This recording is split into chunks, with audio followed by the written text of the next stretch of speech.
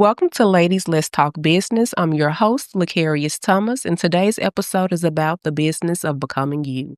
Today, we're joined by Lene the Builder. Welcome, Lene. Hey girl, how are you? I'm good. I want to thank you first for being here. Of course. Thank you for considering me. I I appreciate had to it. have you on It's the a show. pleasure. So let's jump right into it. Tell the people, who is Lene? I am Lene the Builder. Okay. Builder of the physical, builder of the mental, a neuro wellness enthusiast, physical architect. But above all things, I'm a lover. Okay. So let's dive into building, because if I know you have a large following on Instagram, Twitter, and they know you as Lene the Builder. Tell us about that, how you became the builder and how that ties into the business that you do.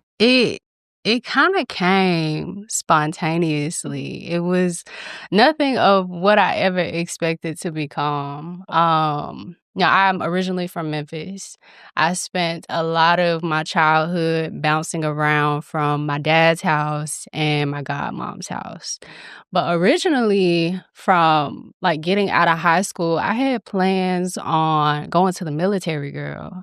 Like that was a thing for me. I don't know. I didn't have plans to like go off and become a lawyer or a doctor.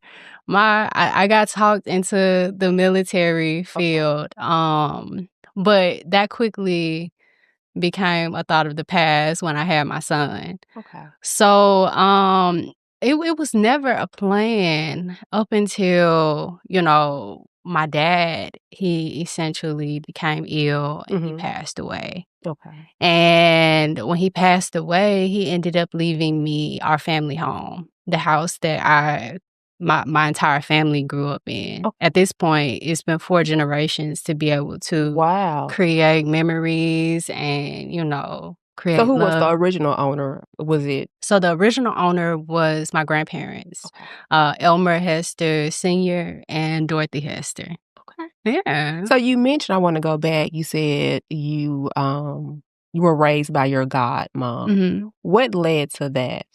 So my parents my dad was a really good dad and my mom was a mom, but they got tied up into poverty and they essentially got, caught up in the drug world, and my godmom essentially stepped in to take care of me at the age of 3.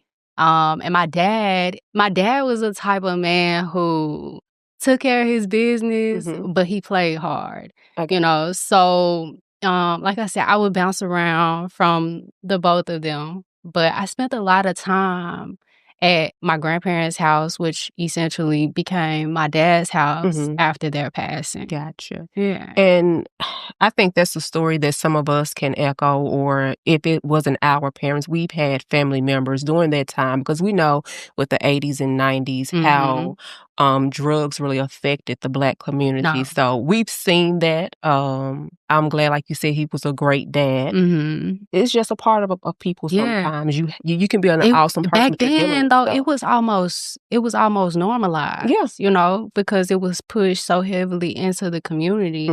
But like I said, he eventually, as I got older, as I became an adult, his health began declining, and that kind of slowed him down. But he eventually sat down and got his stuff together. And I'm glad to hear that. And I can tell you love your dad. I do. For me knowing you, for y'all who don't know, Lene is my sister-in-law. Yeah.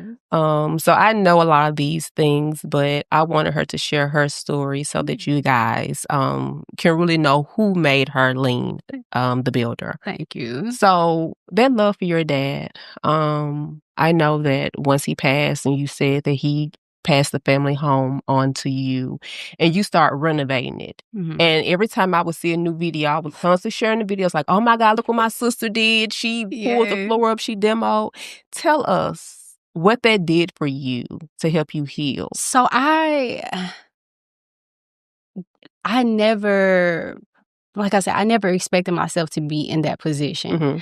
And even a little bit before my dad passed, I was in a place where I wasn't really taking care of myself. You know, I was kind of going through life. I was being a good person and I was doing my motherly, wifely duties, but I was leaving myself my own cup empty. Okay. You know, and it wasn't until even after my dad's passing that I had to take that step back and say, "Hey, I'm a little empty here. Like I need something. I need, you know, something to pour into myself." Was there a certain event or a certain breaking point that caused you to have that realization? To be honest, I didn't even know because it was so normalized for me. You know, as a wife and as a mom, I think you wake up every day with these, you know, standards or these expectations of what to do and how to be, that it was just so normal to put myself on that back burner.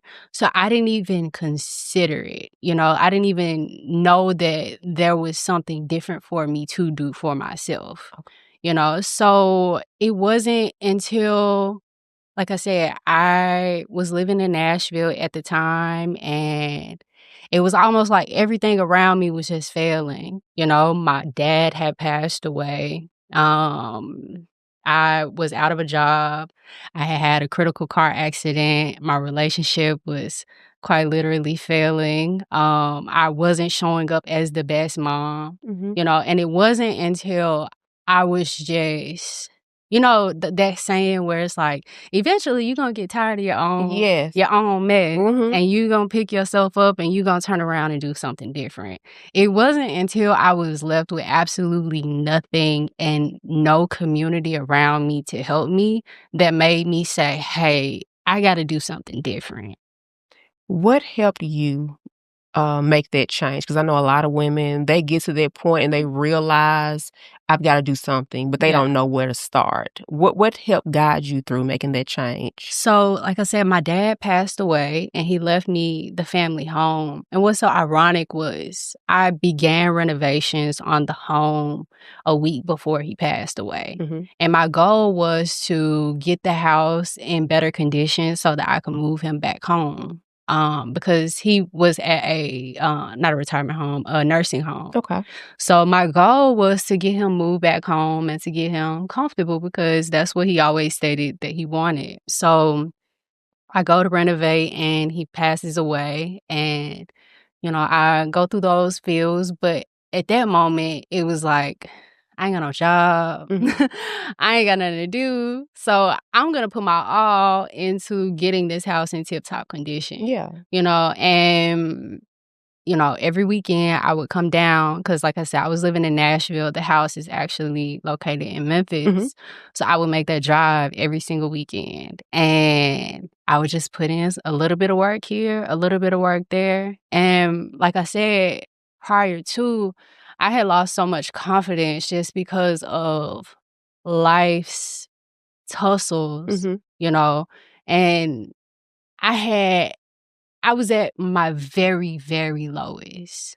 But being able to come to the house and build something with my own hands and create something out of nothing, better yet, going somewhere and doing what I said I was going to do, that helped instill a little bit of confidence in me. And I was going to say that I don't think a lot of women realize that confidence comes from you doing things. I tell people all the time, the more you do things, the more you try things, whether you succeed at it or you fail at it, you get to learn something new. Exactly. And that builds confidence for you to try additional things. Yeah. And I love that you said that because you don't have a background of being a builder or doing anything in construction. So how did you manage, or how did you know to go into how to demo a house and run electric and install? I mean, y'all, she literally, her and her husband, my brother, they literally built this house from the ground up, from demo, electric,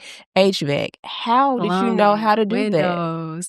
So again, I had no experience whatsoever. And from day one, looking at the house, I knew that there was a couple issues. I knew that, you know, there was some mold because I could visibly see it. Okay. I knew that there was a lot of water damage because I could visibly see it. You know, I knew that there were certain things that needed to be done and needed to be corrected. And I also knew that I wanted to pull the walls out because my dad was a heavy smoker. Gotcha. And it just like, it kind of ruined the whole, inside. So I knew that I wanted to pull the walls out. I knew like little stuff that wouldn't be correct on a modern house. Right. But what I would do is I ended up calling some contractors in because I'm like, okay, I got to get this house in order. I called some contractors in and they gave me a price, and it was beyond anything that I could have ever imagined paying. I ain't got no job. I'm relying on everybody else. Right. So they came in, they gave me a price, and I was like, oh no, that's not gonna work for me. But again, like I have all this time and I have like this grief just sitting on me, and then on top of all these life issues that are constantly happening to me, it's constantly stuff going on. So I'm like, all right, I'm just gonna put some time into this house. So I ended up calling another contractor out and letting, like, what I would do essentially for every project, whether it was electrical, whether it was plumbing, whether it was, the whole nine, I would call professionals out that specifically worked in those areas. Okay. And I'd have them come and tell me what was wrong with the house. Gotcha. And they'd be like, okay, well, if this was me, I would have them thinking they was coming to do the job. But they would come and they'd be like, okay, this is going to have to be corrected. This is going to have to be corrected. This no longer works. And I would get on YouTube and I would study and try to obtain all this knowledge so that I could get whatever it is that they told me accomplished. And it worked. Yeah, like, to my surprise, it worked. The house is beautiful, guys. Like the renovations, and I want to make sure we can show, and we'll make sure that we loop your Instagram and your TikTok, so people who are seeing us, watching us on YouTube, they can see for themselves. But the house looks amazing, and something that really sticks with me, you were able to keep a family home. Most times we see in Black families, we'll get rid of grandma, granddad's home. It's an older home. It needs a lot of repairs. It's going to cost too much to repair it. So they just sell the home and then you have a rental property. But I love the fact that you were able to save a family home. That has crossed my mind. A lot of people ask me, are you going to sell the house? You going to rent it out? Even my family talking to me, rent it out to us, Yeah. And I've selling it was never an option, because I knew how important the home was to my dad. And not just that, but I personally have so many memories there. Right. And I considered renting it out, but I didn't like the idea of not being able to come and hang out at my house, my dad's house, my ancestors' house, whenever I wanted to. So the idea of somebody else living in a space that I've made so sacred and so personal to me along this journey, it becomes further and further away from my imagination every day. Yeah, you have ties to it spiritually, emotionally, and physically. You've put physical work into that home. And I want to lead over to, with you being the brain health coach. Yeah. I know, renovating the home, it was therapy for you in a way. It helped you through your grief. Yeah. And then it led you over to what you're doing now with the brain health coach. So let's touch on that. Tell us about that. And tell people who don't know what a brain health coach, tell them what that is. Yeah, so there is therapy. A lot of people are familiar with therapy. You get suggested to go to therapy. And then from my perception, there's brain health specialty, where therapy is more so of you going and expressing your emotions. Brain health is a form where we can give you the tools to have a better emotional state. So yeah, I am a certified brain health trainer. And I am also the founder of a nonprofit called Constructive Minds. So we teach holistic mental health courses across the state of Tennessee, and we put people in contact with the proper resources. So yeah, and everything is based around construction. So we do Lego building, whether we, do it hands-on, groups, it helps build community. So yeah. It's been interesting. So with this, and again, just bringing up the Black community because we are Black and this Right. is our experience. Do you see a large number of Black women coming in to bring to specialists like yourself or just therapy in general? Yeah, I mean, I think that in today's time, like, people are reaching out for help more than ever, Mhm, and a lot of times I feel like we are in a place where therapy has been so normalized, mhm. right? But a lot of times we're still stagnant. We're still sitting in the same place. We're not evolving into anything better because we don't have the proper tools. So I think that being a brain health specialist, we need therapy because it creates a safe space, right? Right. It creates the opportunity for people to figure out what it is that they're feeling. Mhm. But I think there needs to be a whole world of what it is that I'm doing as well. Gotcha. Yeah. Gotcha. So I want to go back to we were talking about confidence a little bit Mhm. earlier. Why do you think many women lack confidence? Is it because they're lost in taking care of others? Mhm. And do you help women with confidence with your brain therapy? Mhm. Yeah, so when it comes to women, I think that the American standard and combined with even just today's technology, it takes a toll Mhm. on the the traditional quote unquote woman Oh, because we're taught, you go to school, you after school, you go to college, find a job, mhm. you pour into kids, you pour into a family, but that may have worked in The the 50s and 1920s, 60s, 50s, yeah. 60s, but it's a new day and time towards where we're becoming more independent. Mhm. We're, trying to learn how to take care of ourselves more. We're putting ourselves first, Mhm. and there's an imbalance.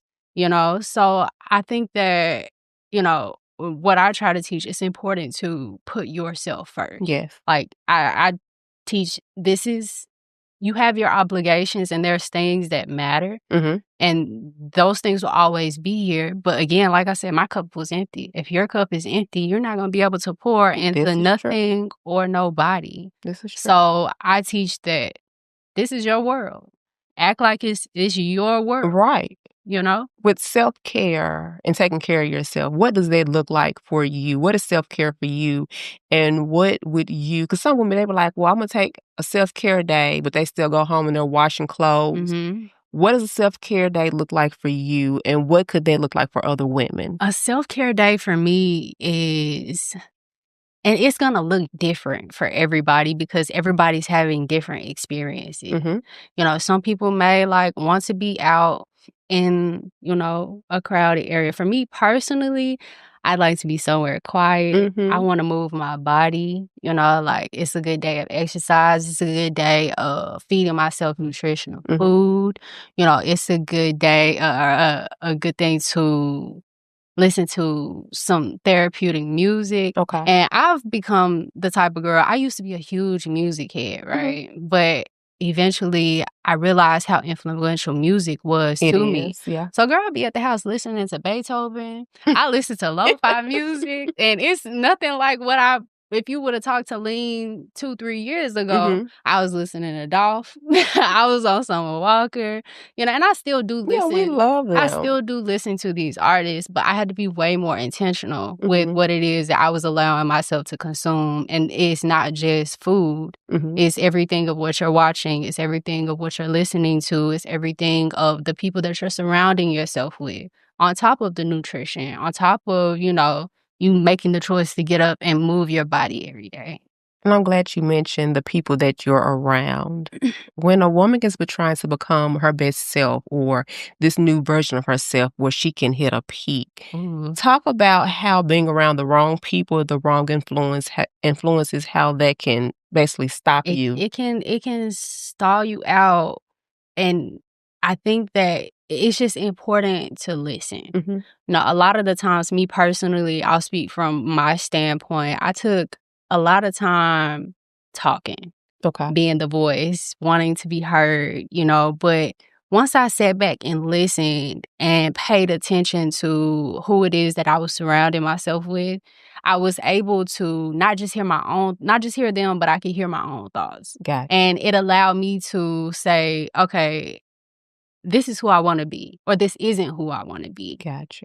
So it's important for you to surround yourself with people who genuinely love you and who pour light into you and who believe in you and your vision. It's cool to turn up and it's cool to, have celebrations, but the people that you're surrounding yourself with, you have to ask yourself, not only do they care about you, but do they care about themselves? Themselves, yeah. Because if they don't care about themselves, then the chances of it's possible for them to care about you, but you are who you hang around. So if they're lacking, did you lose any friends while you were going through this evolution? Yeah, everybody.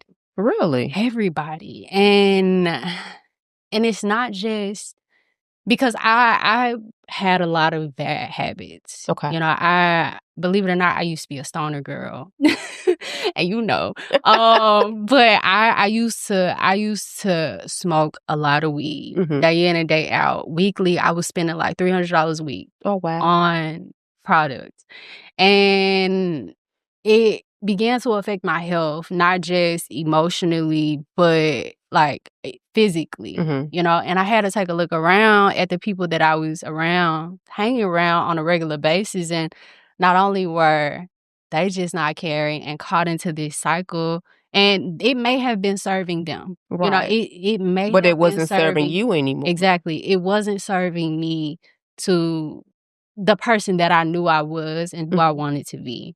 So, you have to take a step back.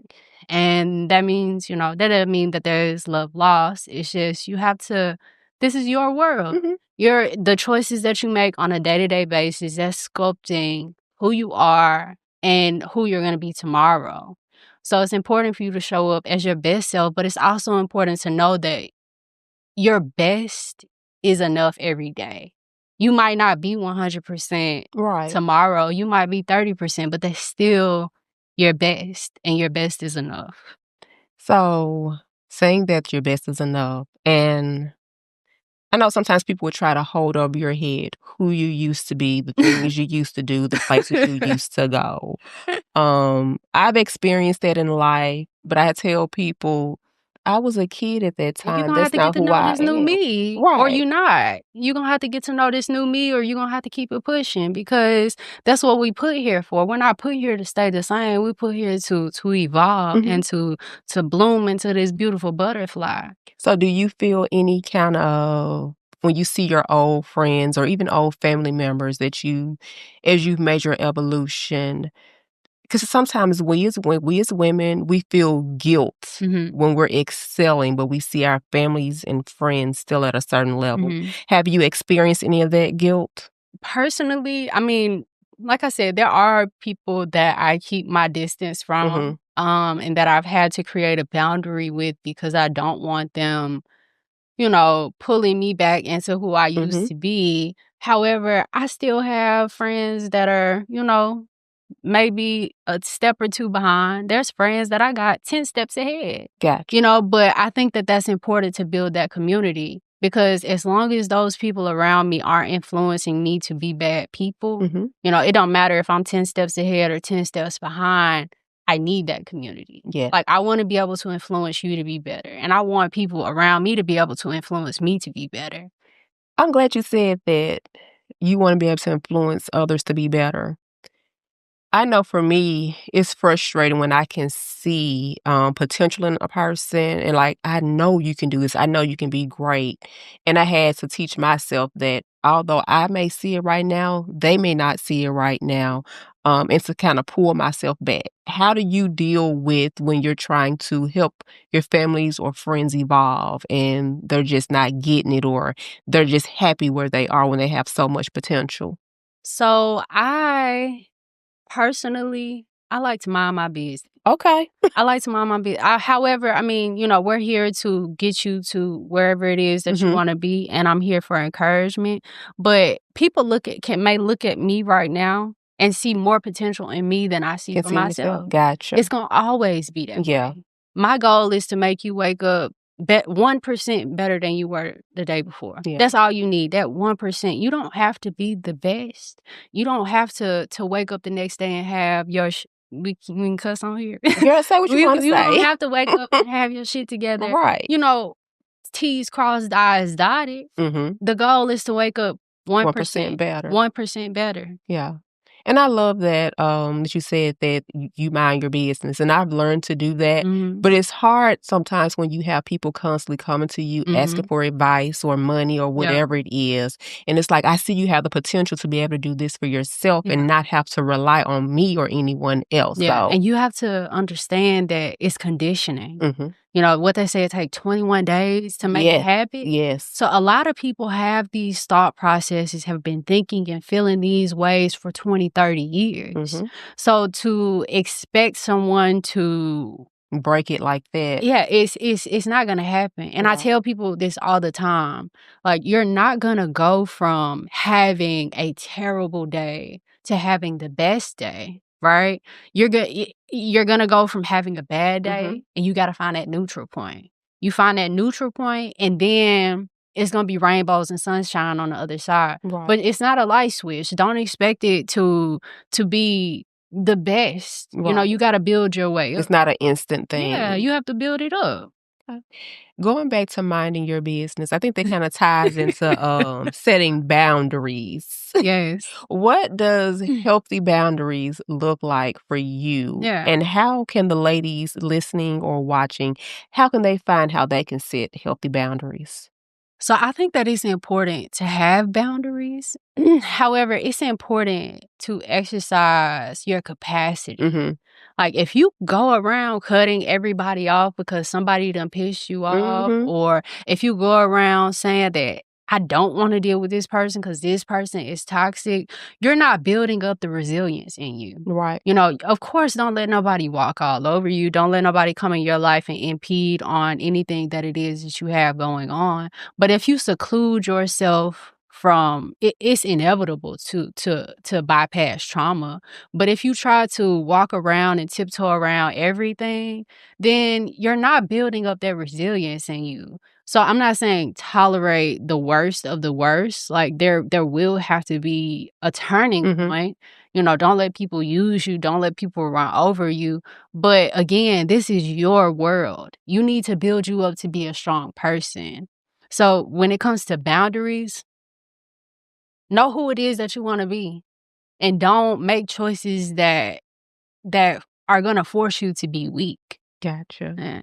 So with you saying know who you want to be, from you dealing with grief, as you said, being a stoner. I wouldn't say you were a stoner, but dealing with grief, being a stoner, dealing with life in general, who would you say at the core? Who is Lene now?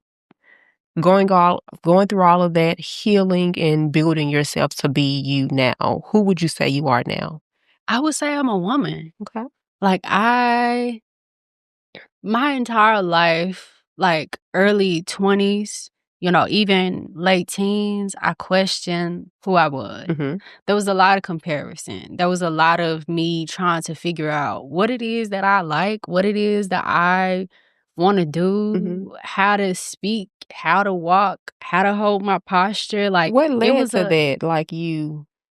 just because I didn't know. I didn't have the proper mother figure in my life. There was no love. There was no admiration unless I was, like, with my dad. Gotcha. You know, so I didn't have that guidance. I didn't know who to be and how to be because my childhood was just so unstable that I had to teach myself that. Like, I had to teach myself how to be a woman, how to be a mom, how to be a wife, what demeanor to have, you know? And I mean, it's so many ways to be, it's so many options, but I don't know, And I think you said something there that needs to be highlighted. A lot of time with women, it's like, oh, I didn't have my dad around, but in your case, the relationship wasn't there with your mother. Right. And we have to realize having a mother model what that looks like, if it's from how to take care of yourself, from combing your hair to getting dressed, Yeah. to, like you said, being able to walk or talk or Yeah. being able to be confident in a room of people. Right. I think people kind of bypass that at times. No, the it's need really a privilege. Like, it's really a to have a privilege. strong Yeah. mom, a strong present mother, Right. not just in the home, but to really care what your daughters need. Yeah. I think as Black women, we're forced to grow up so early, while Black men, they're kind of babied to a point. Right. But Black women, we're pushed like you have. It's like we become grown. Yeah. As Yeah, they say, early. I didn't have, I mean, with my godmom, and bless her, she, she provided for me most of my childhood. But I didn't have anybody there to talk to me about cycles. Like, I didn't have nobody there talking to me about boyfriends or, just typical stuff. And it's astonishing because it's still happening today. With Malia being a teenager, she'll tell me the things that her friends are going through. And I'm like, where they mama at? Yeah. Like, why do these babies not know? But it's been happening since our generation and before. Yeah. And I think that what I would like for more people to realize is it doesn't matter how you show up, show up as your very best self, but everybody around you is teaching you something. Either they're teaching you good or bad. So either you can be living in the worst situation and you may turn out on top because you might look at that person and say, I never want to be like that person. Yes. So I think that it's important to move through life. Like I said, be as good as you can be personally, but just focus on you and your world, because it's so many worlds, it's so many little pockets of life that you can get sucked into, so it's important to hone into yourself and to know yourself and to know God and to figure out who it is that you want to be and how it is that you're going to make a contribution to your community and your world. Going back, with you saying the there not being stability with your mom. What is that relationship like now? I know you and your dad very close. Yeah. What is that like with your mom now? So my biological mom, my godmom, she's around. She hangs out with the kids. My kids go and visit every so often. My mom, my biological mom, she was occasionally around throughout my childhood. But for the most part, she was, doing her own thing. Right. But it wasn't until maybe like a couple of months before it had to be like a year or so. Maybe a year before my dad passed away. It was when he first got sick. I ended up finding my mom. We sent her off to rehab in Washington, and she stayed there. She got cleaned up. And the goal was for me to fix up the house and to move my dad back home and to move my mom from Washington back home and to have my mom care for my dad. It would give her something to do. It would keep her focused. She had been clean. And my mom and my dad were tight. Like, they were like really good friends. Yeah. So it would have worked out, but essentially, like I said, once I began renovations on the house, my dad passed away. And I don't know, my mom's in Washington. Her program ended and it was time for her to leave. So she essentially came back and she moved with me to Nashville first. Because I was still in Nashville.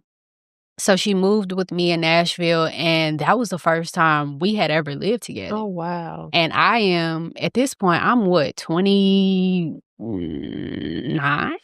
I had to be like 29. So you're a grown woman with grown. a family of your own. Yeah, she's got grandkids to know. Yeah. So there's Dylan, there's Ava, little babies walking around for her to, hang out with. And it was actually probably top 3 coolest experiences of my life. Good.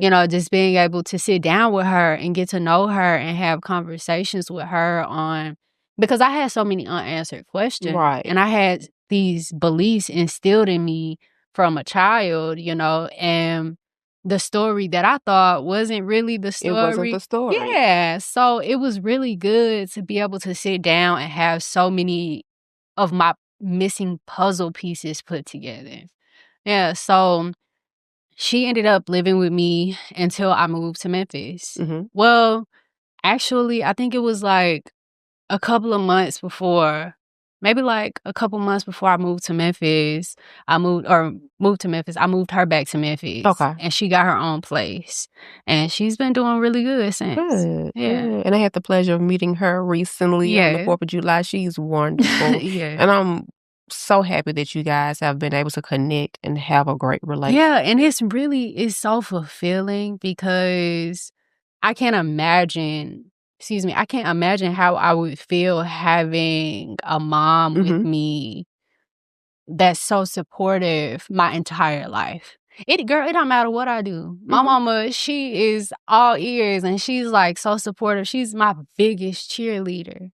I've never had a woman pour into me the way that she does. And I've had friends and I've had, really great friends, but I've never had a woman to believe in me the way that she does, and it's really fulfilling. And that shows two things. One, that people can change. If they really want to change, they want to do better, they can. And then two, again, it shows again how much present mothers are needed, like you said, as an adult, to have your mom pour into you like that. And I tell people all the time, when we have kids, we don't stop being moms because they're 18. We are mamas for the rest of our life. We have to show up for our babies. I always say when Kaya and Malia in their 60s and I'm in my 80s or 90s, I'm still gonna be taking care of them. Y'all don't have to move out when y'all 18. I can wait till y'all 30. However y'all want to do it, just, whatever you need. I feel the same way, and I hate that we push our kids, like, you 18, get out. I hate that. Girl, I was pushed out at 18. And so that needs no responsibility, but I don't think making them pay bills at 18 or pushing them out, because to me, you're pushing them into poverty. You're making them have to work. They can't go to school. They're struggling, and you're building this life where they just used to struggle. Right. I think that it's important. And the stereotype that's built around, like, oh, you still living with your mama? You 25 years old, still with your mom? Like, what do you mean? That's community. Like, that's what community is. It's a blessing. Like, and I think that I wish that people would change the way that they look at that, because if it was the other way around and you were getting thrown out of the house, then it would be frowned upon. Right. So it's tit for tat. Girl, these people crazy. These people crazy for real. So I want to touch some more on your brain health therapy. First, how did you discover it? Like, I know, like we mentioned earlier, everyone knows about therapy that's been pushed, but how did you find out? Because you're the first person that I know that has ever talked about brain health therapy. How did you find out about it? So I've always been a mental health advocate, like my whole life, because just imagine coming from a broken home, you can imagine how I felt, So just studying, trying to figure out what's wrong with me? Like, why am I having these feelings? So I've always studied mental health. And one of my mentors, Dr. Amen, he's actually who the course that I went through to get certified. Okay. I don't know, just listening to him and his teachings, I learned that mental health is really just brain health. It's, the way that you treat your brain, and a lot of people don't know this, but the brain isn't fully developed until the age of 25 for women, and for men, 28. Okay. So I don't know. It's one thing to say, hey, I'm going to sit here and I'm going to meditate, or I'm going to take a couple breaths. But it's calming you for that moment, but it's not healing the anxiety. It's not healing the depression.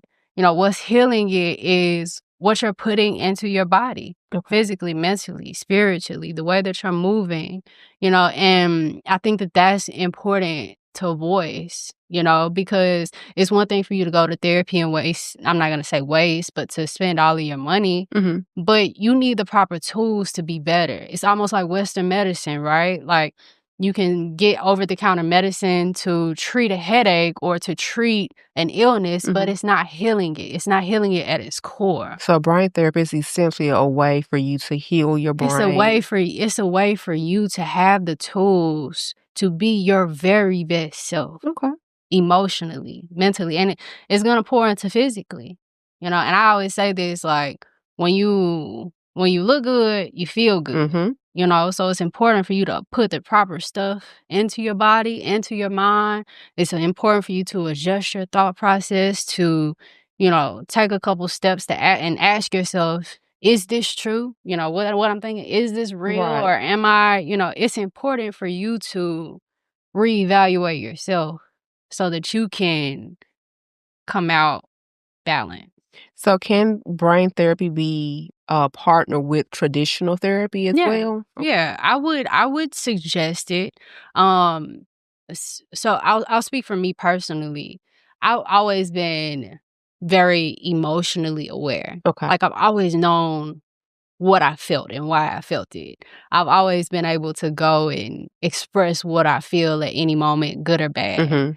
And for me, therapy, I've been in therapy consistently. I've been in therapy throughout my entire life, but consistently for the past 4 years, I've been in therapy.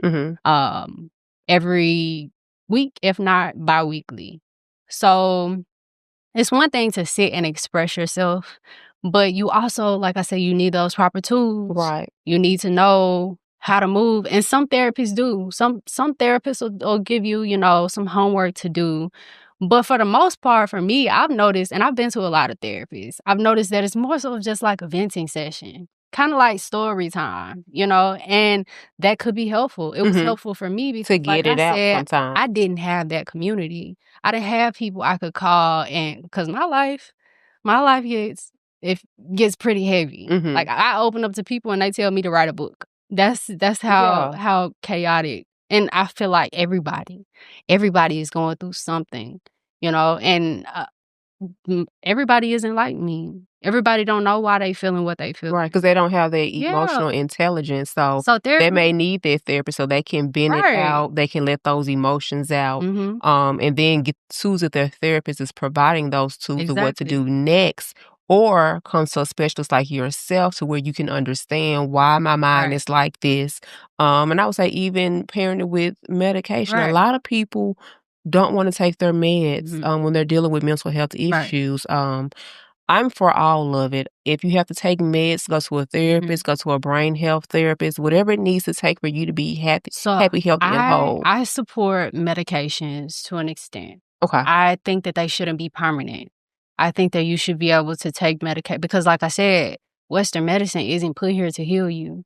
Like, it's not going to resolve your issues. You got to do the back end work. Gotcha. That's where brain health comes in. You got to do the back end work so that you can get off of those medications and not be dependent on them. I need you reaching your full frequency with me.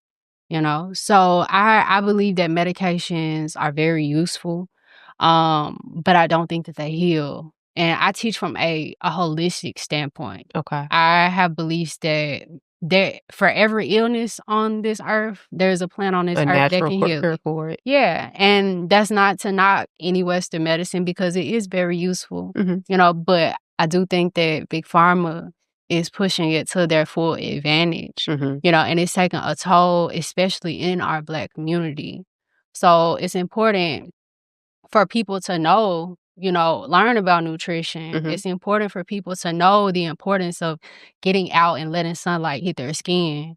So it's just little things that you can do to get a boost of dopamine. You keep mentioning nutrition. How important is food? I know we know it's important to our physical health because diabetes, high blood pressure, but tell us how instrumental it is for your mental health as well. Oh, it's very, very. I mean, think about fast food. Fast food is pulling everything out of you. You know, like there's no nutrients in 100% of the fast foods. You know, it's more like it's greed. I like to think of it as greed. Mm-hmm. Not just that, it's American culture. It's what we were taught. It's how we were taught to be. And you hear a lot of people say, oh, well, my grandma ate this. My grandma survived off this. And a lot of people say that not realizing that the ingredients have completely changed. Yeah, it's changed. And yeah. it's not only is it messing with you physically and it's causing you all of these different health problems, but everything starts in the mind. Every single thing starts in the mind. And from there, it goes to the gut. Gotcha. Yeah. Physical, moving your body. I know the food, but physical, and I know you do Pilates, hot Pilates at that. I would have a heat stroke, honey, with this menopause, hot flashes already. But tell us the importance of moving your body and your brain health. So, moving your body is for me personally, it's imperative. And a lot of people say, you know, I'm gonna go to therapy.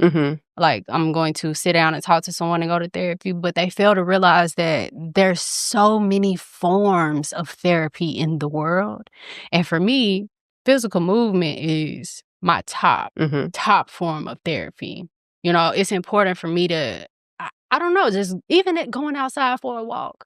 You go outside for a walk and my day just gets better. Gets 10 times better. You know, it's important to, you know, build up that adrenaline and, you know, build up some dopamine and, you know, let go of cortisol and all that. So it's important. It's imperative to find therapy that works for you. I tell people all the time, it's hard to find a therapist, a good therapist. You know, it's one thing to find somebody and say, hey, I'm going to work with this person, but it's hard to find a good therapist. Yeah. But you can use these other physical therapy tactics, whether it's you listening to music, whether it's you moving your body, whether it's you going to sunbathe, whether it's you sitting down and having a conversation with your friend, whether it's you getting out and doing something new. You know, if you're so used to a regular routine of your obligation. Right. You go to work, get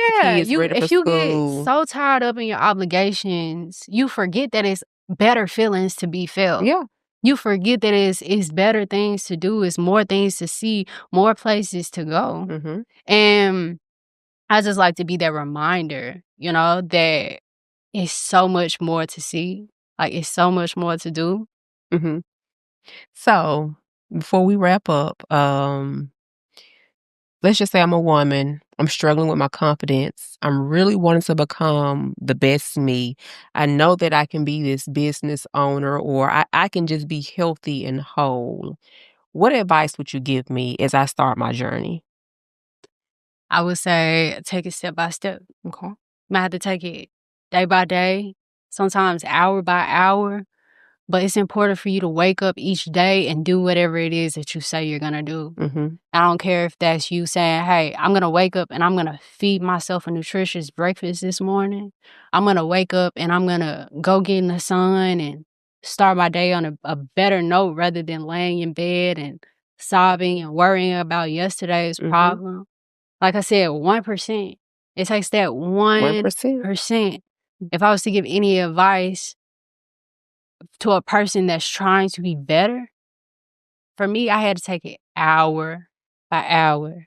Like, I was down so low. It was literally hour by hour being intentional with every movement that I did. And to be intentional and to hold yourself accountable, because I know we sometimes look for accountability partners. What are some of the things that the ladies can do to hold themselves accountable so they can? Because we can stop. I'm depressed. You know, I don't feel like getting out of bed. I'm going to stay. Journaling.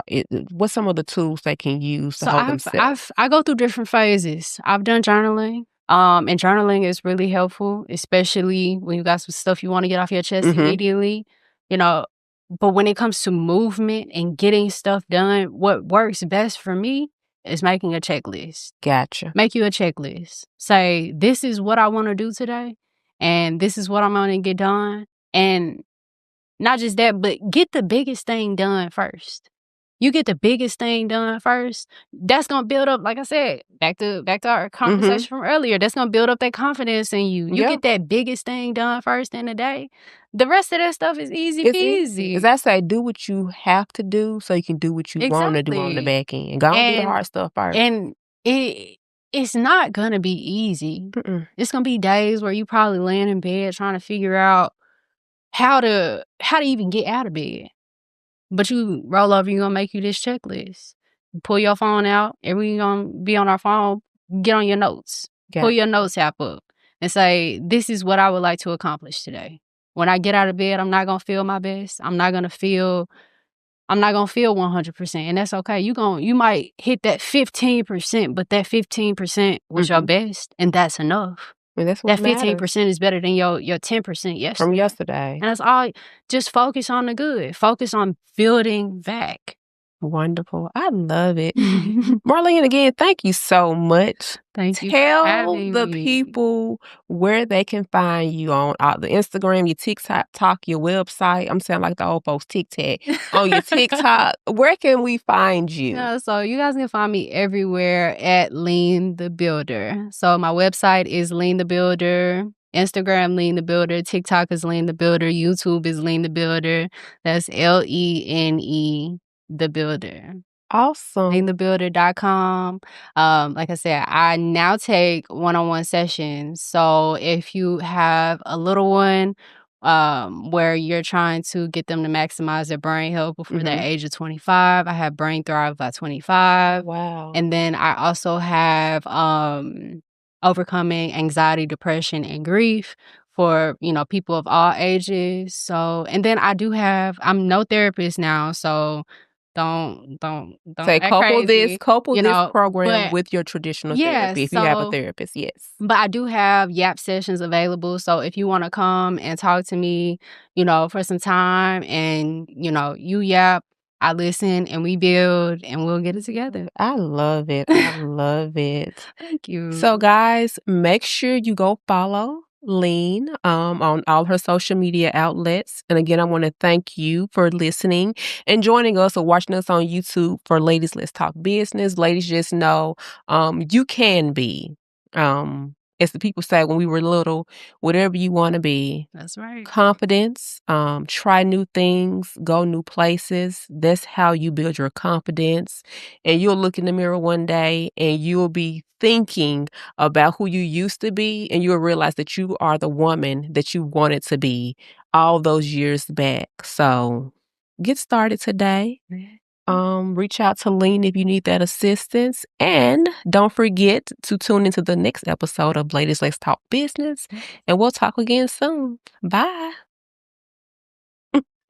Okay, clock that T.